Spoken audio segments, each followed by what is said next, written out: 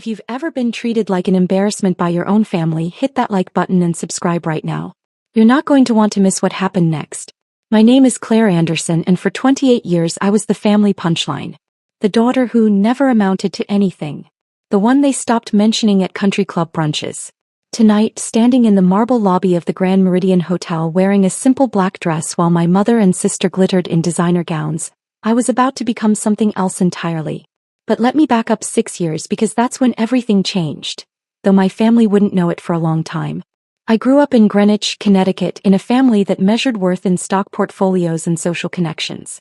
My father owned a successful commercial real estate firm. My mother chaired charity boards. And my sister Vanessa? Vanessa was perfection incarnated. Yale graduate, married to a hedge fund manager, 2 photogenic children, a lifestyle blog with 400,000 followers. Then there was me. I went to state school.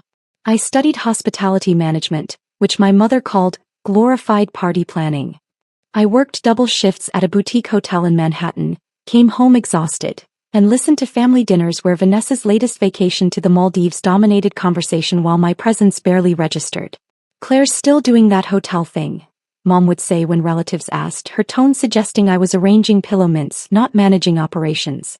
The breaking point came at Thanksgiving 6 years ago.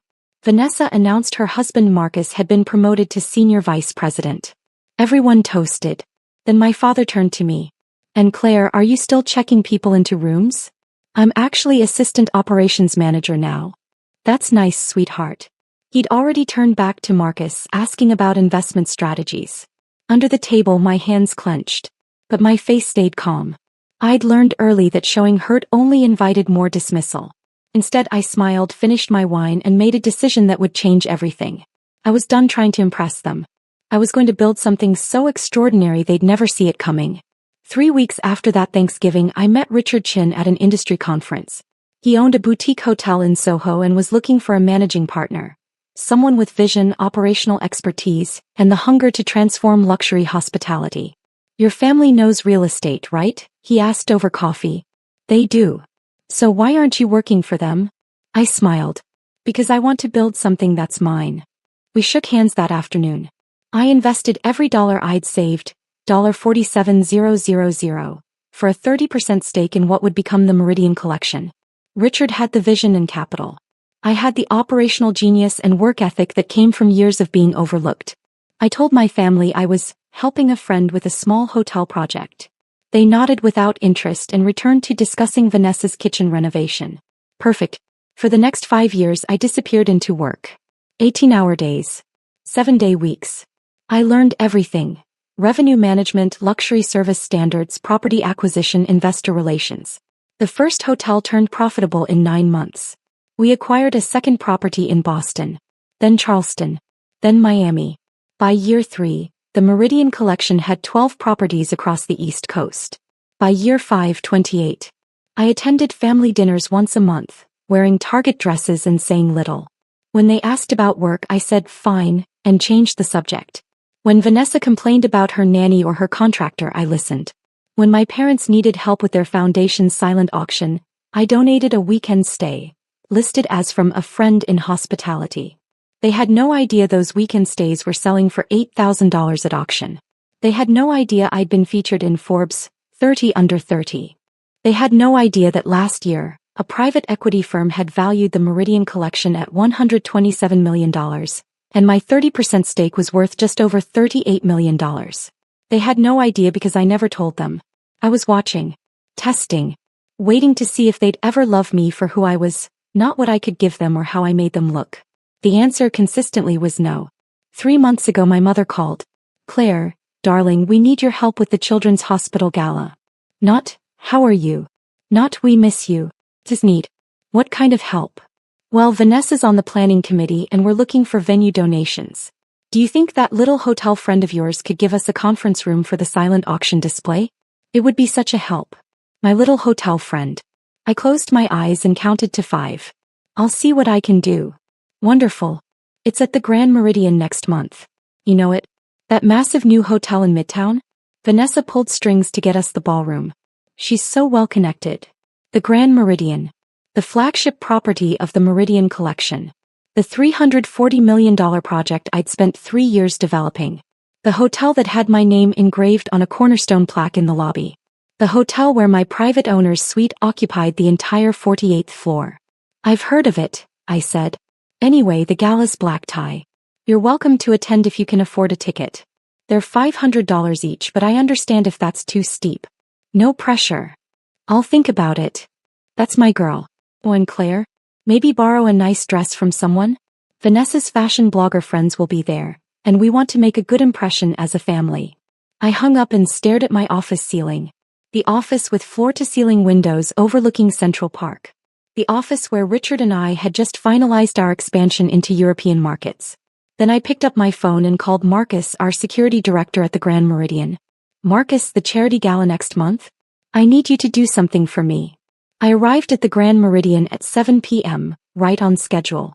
The lobby glittered with crystal chandeliers, the baccarat pieces I'd personally selected. The marble floors gleamed, Calicut gold from the Italian quarry I'd visited twice to ensure perfection. Every detail reflected 5 years of obsessive work. And standing near the elevators holding champagne flutes and laughing with a cluster of women in Chanel, were my mother and Vanessa. I walked toward the ballroom entrance, keeping my distance. Claire. My mother's voice carried across the lobby. Oh, Claire, wait. I turned. Vanessa's expression shifted from surprise to something harder. What are you doing here? My sister asked. Did you buy a ticket? I'm attending the gala. In that dress.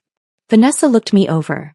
My simple black cocktail dress from Nordstrom Rack, my grandmother's pearl earrings, my practical heels. Her lip curled. There are going to be photographers. Vanessa's right, sweetheart. Mom touched my arm. Maybe you'd be more comfortable in the hotel bar? We could get you a drink and you could watch the gala from there. No pressure to mingle with people who might make you uncomfortable. People who might make me uncomfortable. Translation. People she didn't want seeing me with them. I have a ticket, I said calmly. You spent $500 on this? Vanessa laughed. Claire, that's like half your rent. I said nothing. Drop a comment and let me know where you're watching from tonight. Actually, Vanessa continued, linking her arm through Mom's. Marcus and I rented the entire 47th floor for our party afterward. Just the major donors, you understand. The people who gave $50,000 or more. I don't think you'd fit in with that crowd. I understand. Good. Mom smiled. We love you, sweetheart, but this is important for our reputation. For Vanessa's social standing. You understand. They swept past me toward the ballroom, leaving me standing alone in the lobby I owned. I counted to 10. Then I texted Marcus, it's time. The gala was everything I'd planned, magnificent. The ballroom looked stunning. The silent auction raised $2.3 million, and my family held court at a prominent table, Vanessa's laugh carrying across the room. I stayed near the back watching. Several people recognized me, board members, investors, luxury hospitality colleagues, but I deflected attention. Tonight wasn't about networking. Around 10 p.m. after the program ended, guests began filtering out. Vanessa's group headed toward the elevators, laughing and flushed with champagne and self-congratulation. I followed at a distance. 47th floor. Vanessa announced, pressing the button. Everyone ready to see what real luxury looks like? Marcus pulled strings to get us the executive level for the after-party. The elevator doors opened. I stepped in last, standing in the back corner. Mom noticed me first. Claire? What are you doing? Going up. Honey, no. Her voice turned condescending. The 47th floor is for VIPs only. The penthouse level. It's very exclusive. I know. Vanessa spun around. Did you follow us? Claire, this is pathetic. Get out. We rented the entire floor. This is for actual donors. She's right, Claire. Mom's face flushed. We don't want a scene. Please get off. I looked at them, at their designer dresses and their champagne confidence and their absolute certainty that I didn't belong anywhere near their level. I nodded and turned toward the elevator doors. Then Marcus's voice boomed through the elevator speaker. Ms. Anderson, why are these people in your private wing? The elevator went silent. Vanessa's smile froze. What did he just say? The elevator continued rising, past the 47th floor straight to 48. Wait. Mom's voice shook. 48? But that's the owner's suite. No one has access to 48. The doors opened directly into a private vestibule. Marble walls. Original artwork. A security desk where Marcus stood 6'3" and unsmiling. "Good evening, Ms. Anderson," he said formally. "I apologize for the confusion. These guests appear to be following you to your private residence. Hit that subscribe button if you've ever had to set boundaries with toxic family, because what happened next changed everything." "Claire." My mother's voice cracked. "What's happening?" I stepped out of the elevator. My family remained frozen inside, staring. "Marcus," I said calmly, "these are my mother and sister. Could you please give us a moment?" "Of course, Ms. Anderson. Should I call building security?" "That won't be necessary." Marcus nodded and stepped into a side office, but I saw him watching through the window, protecting me as he'd done since I hired him 4 years ago. I turned to face my family. Vanessa found her voice first. "This is insane. Someone made a mistake. Tell him, Claire. Tell him you don't." "I don't what?" I asked quietly. "Don't own this hotel?" Silence. "That's ridiculous," Mom said, but her voice wavered. "You work in hospitality. You manage a small hotel somewhere. You can't." I walked to the main door of the suite and unlocked it with my key card. The doors swung open to reveal the sprawling penthouse. 4,000 square feet of custom-designed luxury. Floor-to-ceiling windows overlooking Manhattan. Original Rothko in the living room. Kitchen that had been featured in Architectural Digest. "Come in," I said. They followed, moving like people in a dream. Vanessa's expensive heels clicked on my marble floors. Mom's hand trailed along my custom millwork. "I don't understand," Mom whispered. I walked to my home office and returned with a leather portfolio.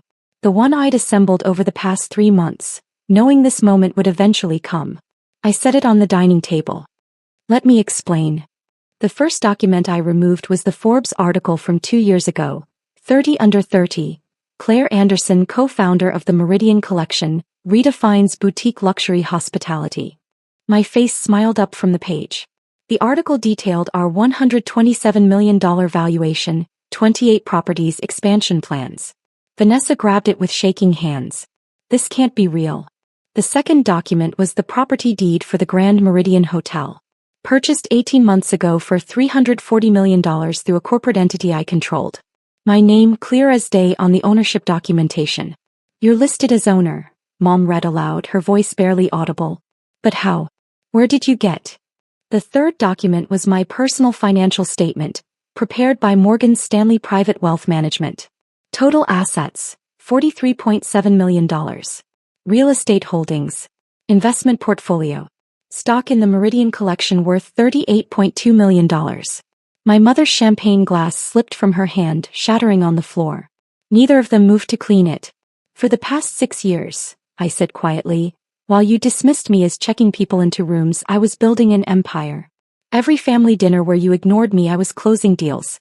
Every time you suggested I borrow a nice dress, I was negotiating property acquisitions. Every single time you made me feel worthless, I was proving you wrong. But why didn't you tell us?" Mom's voice broke. "We're your family." "Because I needed to know," I said. "I needed to know if you'd ever love me for who I was. Not for what I could give you. Not for how I made you look at the country club. Just me." The silence stretched between us. Vanessa's face had gone from pale to red. "This whole time you've been secretly rich? She stopped. "While you what?" I asked. "While you looked down on me. Excluded me from family events? Suggested I'd embarrass you at parties. We didn't mean." "Yes, you did." My voice stayed level. "Tonight in the lobby, you told me to watch the gala from the bar so I wouldn't embarrass you. At Thanksgiving, you seated me at the kids' table because I wasn't important enough for the main table. Last Christmas, Vanessa, you uninvited me from your holiday party because your blogger friends were coming and you said I didn't fit the aesthetic." "That's not fair," Vanessa protested. "You never told us you were successful.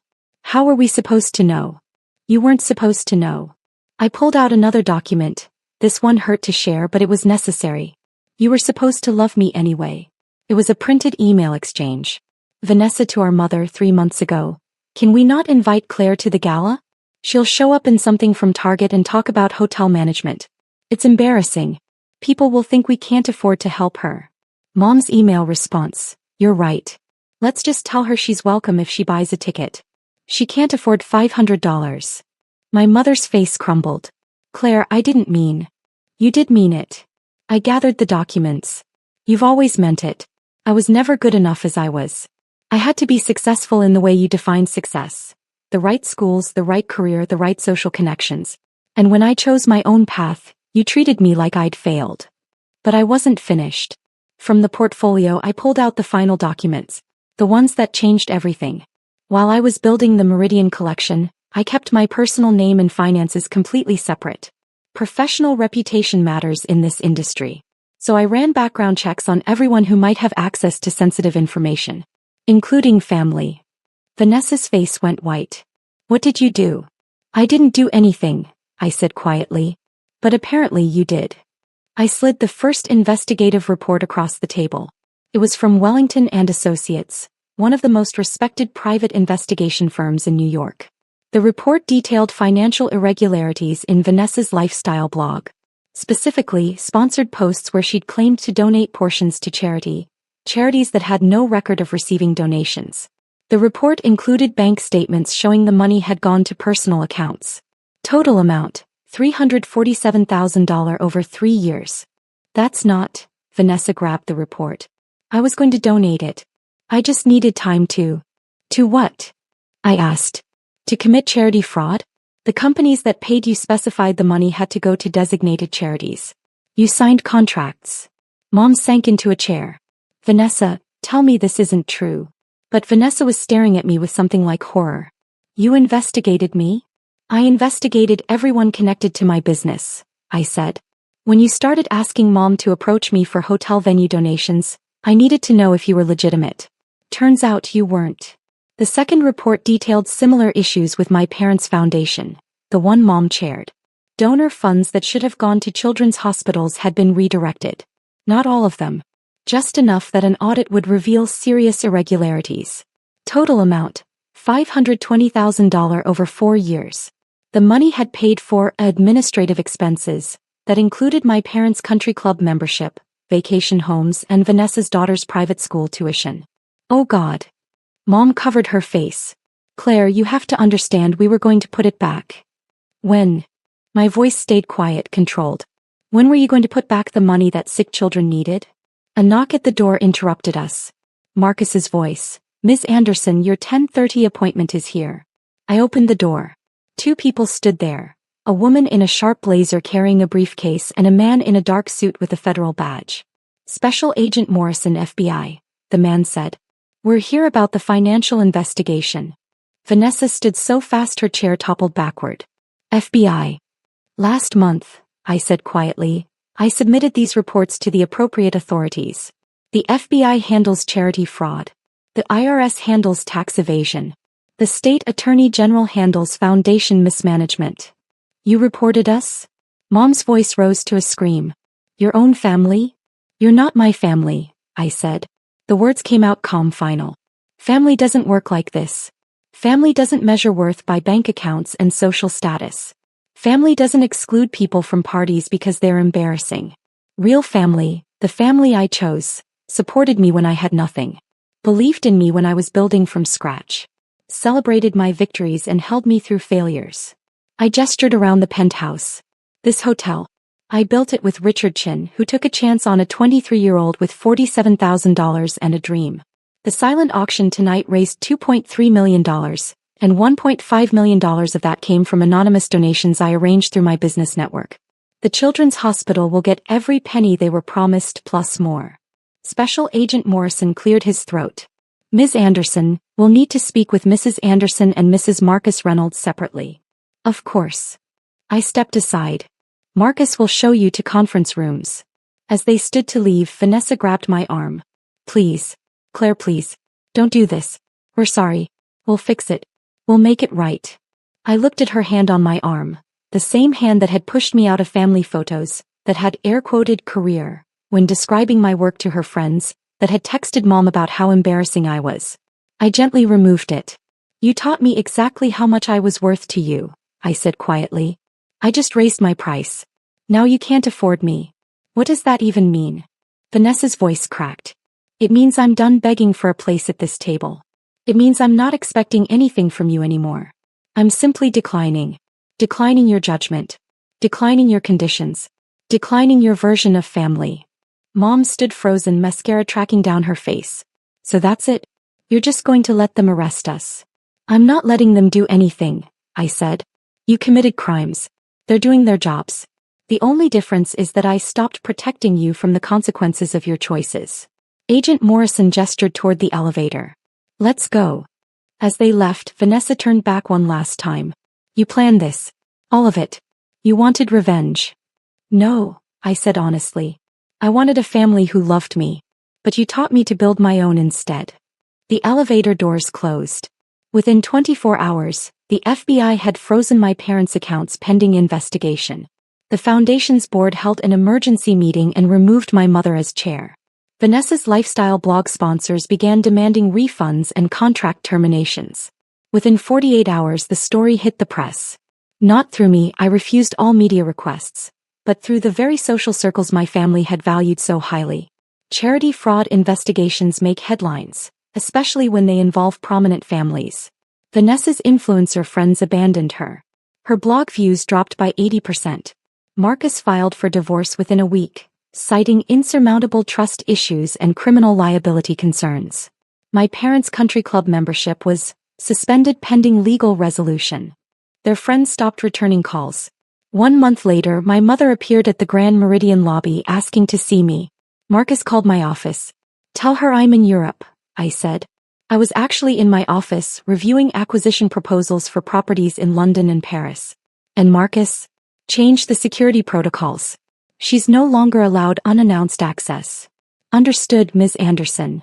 3 months later, the federal charges were filed. My mother faced 4 counts of charity fraud. Vanessa faced 3 counts of wire fraud and 1 count of tax evasion. My father, who had known about the foundation irregularities, faced 2 counts of conspiracy. Their lawyer approached mine about a plea deal. I wasn't involved in those negotiations. The government handled prosecution, but I was informed of the outcomes. My mother. 2 years supervised probation, $600,000 in restitution, 500 hours community service, permanent ban from serving on any charitable board. Vanessa. 18 months in minimum security federal prison followed by 2 years probation, $400,000 in restitution, permanent ban from government contracting. My father. 1 year probation, $300,000 in fines. They lost their Greenwich house, sold to cover legal fees and restitution. They moved to a modest condo in Stamford. My father's business suffered as clients quietly distanced themselves. Vanessa's daughters started at public school. I felt no joy in any of it. Just a quiet sense of justice served. I'm sitting in my office at the Grand Meridian, reviewing plans for our European expansion. The Meridian Collection now has 35 properties across 3 continents. Forbes just named me one of the most influential women in hospitality. Last month, I keynote a conference on luxury brand building. My chosen family surrounds me. Richard Chin, my business partner and mentor who never doubted me for a second. My leadership team, brilliant professionals who share my vision. My best friend Anna, who documented everything during those dark years and provided testimony when the investigation needed corroboration. My boyfriend James, who works in architecture and designed 3 of our newest properties, who loves me exactly as I am. Last week my grandmother passed away. The only family member who ever truly saw me. At her funeral, my parents approached me in the church parking lot. Claire, my mother said quietly, we need to talk. About what? About making things right. About family. I looked at them, at the people who had raised me, dismissed me, excluded me, and ultimately taught me what family should never be. You're right, I said. You do need to make things right. With the charities you stole from. With the children you hurt. With yourselves. We've done that, my father said quickly. We're paying restitution. We've apologized publicly. We've changed. That's good, I said honestly. That's growth. I'm glad you're doing the work. So we can start over? Hope flared in my mother's eyes. Be a family again? I shook my head gently. No. You can grow and change and become better people. I genuinely hope you do. But that doesn't mean I need to be part of your journey. But we're your parents, my mother whispered. You are, I agreed. And I've forgiven you for that reason. But forgiveness doesn't mean reconciliation. It means I'm releasing the pain you caused me. It means I'm choosing peace over perpetual hurt. It means I'm walking away to save myself. So that's it. My father's voice hardened. You're just going to abandon us? No, I said quietly. I'm going to choose me. The way you never did. I walked away. Back to my car, back to my life, back to the family I'd built from people who earned their place through love and respect. If you've ever had to walk away from toxic family to save yourself, tell me your story in the comments. What would you have done in my position? Does any of this feel familiar? The truth is, blood doesn't make you family. Love does. Respect does. Showing up consistently, celebrating victories, holding space for pain. That makes family. I don't regret the path that brought me here. Every dismissive comment, every exclusion, every moment of being underestimated forged me into someone who couldn't be broken by their rejection. They wanted me to be small, manageable, grateful for scraps. Instead, I became boundless. The Grand Meridian stands as a monument not to revenge but to resilience. Every guest who walks through those doors, every employee who thrives in our culture, every charitable dollar we donate represents the truth they could never see. I was always worth more than they knew. I just had to believe it first. My name is Claire Anderson. I'm the co-founder and principal owner of the Meridian Collection. I'm worth $43.7 million. I'm featured in Forbes. I'm building an empire that spans continents. And I did it all without them. Sometimes the greatest gift your family can give you is teaching you exactly who not to be. My family taught me that worth isn't measured in their approval. That success isn't defined by their standards. That love, real love, looks nothing like what they showed me. They taught me to build my own table. And at my table, everyone has a seat who earns it through kindness, respect, and genuine care. Blood may be thicker than water. But chosen family is thicker than anything.